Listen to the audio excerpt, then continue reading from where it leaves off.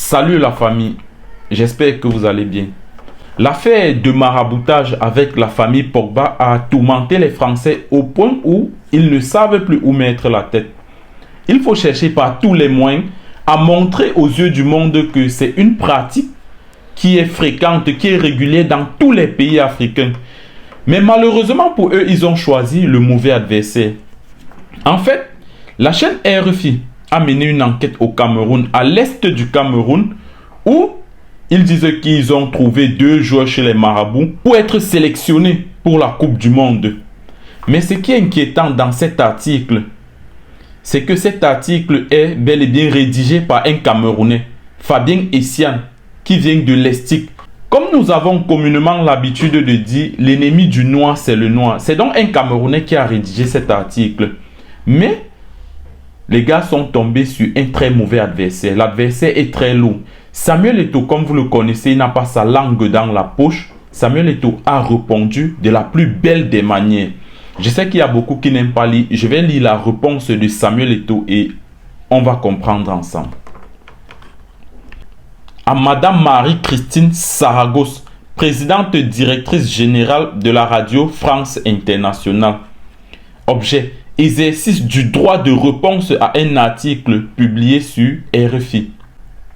Madame la présidente directrice générale, agissant en qualité de présidente de la Fédération camerounaise de football FECAFOOT, à ce titre représentant légal des Lions indomptables, la sélection nationale senior du Cameroun, j'exerce ce droit de réponse suite à l'article intitulé Coupe du Monde 2022, quand foot et mysticisme se côtoient au Cameroun, publié le 6 octobre 2022.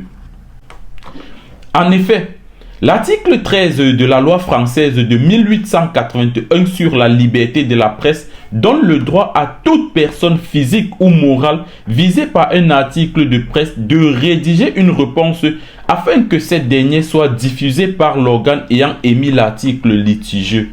Dans cet article, le journaliste prétend notamment que la plupart des footballeurs camerounais se ruent vers les villages éloignés au fin fond de la forêt équatoriale, à la recherche et à la rencontre des tradis praticiens.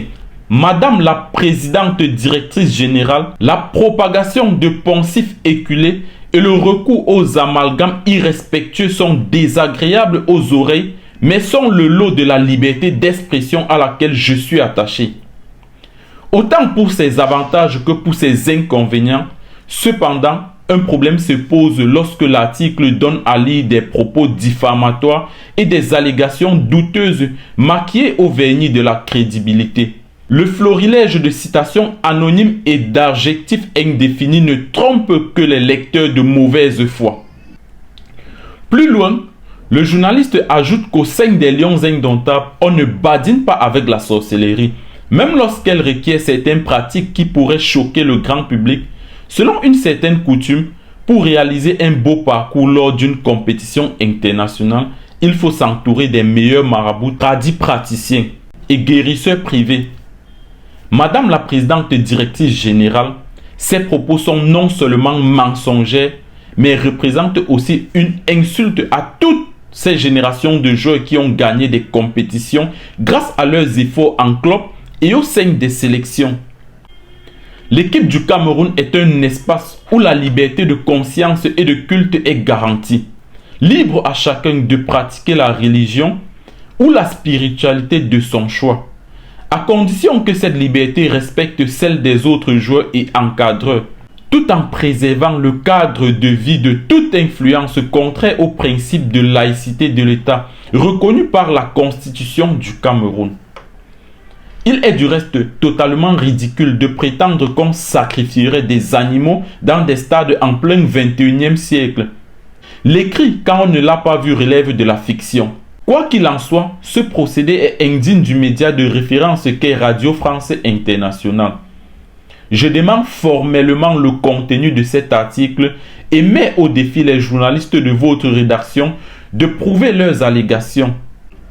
Et j'exige que la présente réponse soit intégralement publiée sur le site internet de votre média en vertu de l'article 13 de la loi de 1881 sur la liberté de la presse, Vous en remerciant, je vous prie d'accepter, Madame la Présidente Directrice Générale, l'expression de mes salutations distinguées.